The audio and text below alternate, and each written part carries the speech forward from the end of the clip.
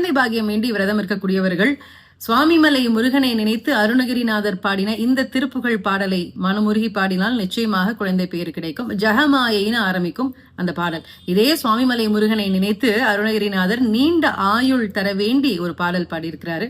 அந்த பாடல் பாதி மதி நதி அப்படின்னு தொடங்கும். அதுபோல தொழில் முன்னேற்றத்திற்கு நீங்க பாட வேண்டிய திருப்புகழ் பாடல் திருச்செந்தூர் முருகனை வேண்டி அருணகிரிநாதர் பாடியிருக்கக்கூடிய பெருக்க சஞ்சலித்துன்னு ஆரம்பிக்கக்கூடிய பாடல். எல்லாருக்கும் இருக்கக்கூடிய ஒரு கனவு சொந்த வீடு அப்படின்னு. அப்ப அந்த சொந்த வீடு கட்டி குடியேறணும்னு நினைக்கிறவங்க அருணகிரிநாதர் சிறுவாபுரி முருகனை வேண்டி ஒரு திருப்புகழ் பாடல் பாடியிருக்கார்.